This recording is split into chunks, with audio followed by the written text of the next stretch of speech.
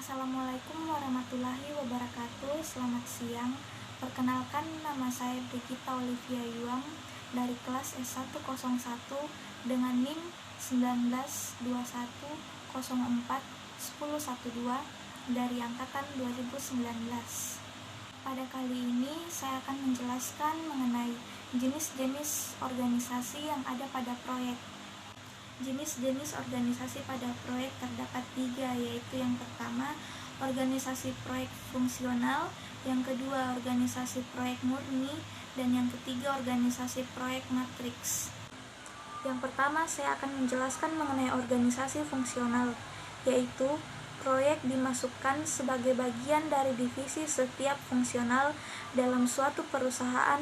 David L. Olson menulis, organisasi fungsional bekerja baik pada lingkungan yang stabil. Kelebihannya yaitu yang pertama, adanya fleksibilitas yang tinggi dalam penggunaan karyawan atau staf.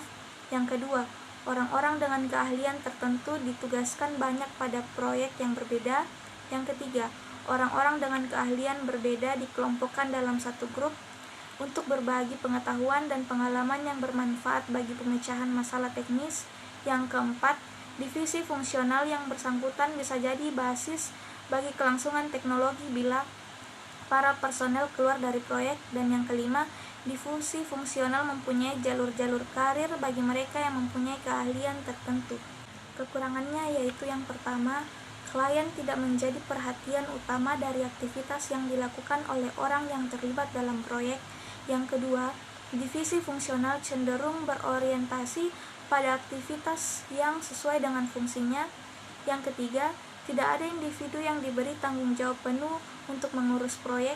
Yang keempat, motivasi orang yang ditugaskan ke proyek cenderung lemah.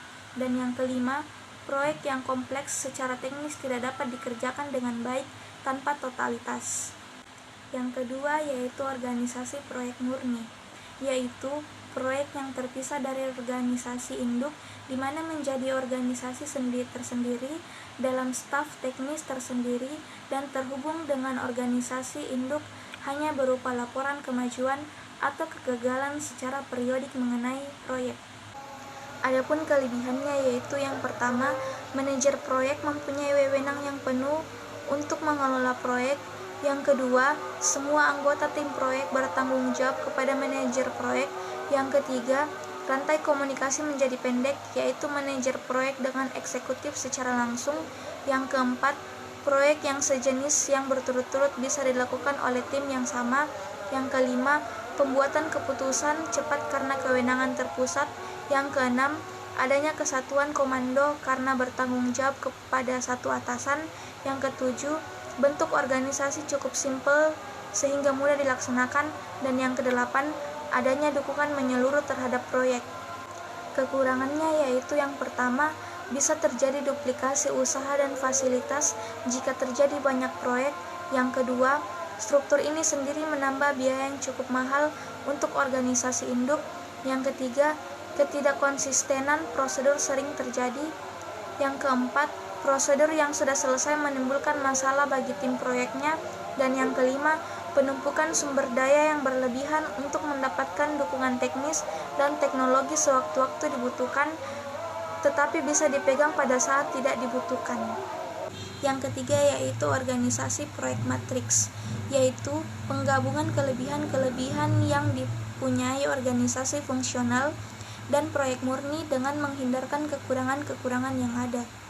Digunakan untuk menggambarkan organisasi yang membutuhkan penggunaan minimal pada tim proyek maupun kelompok produk bisa membentuk pola organisasi.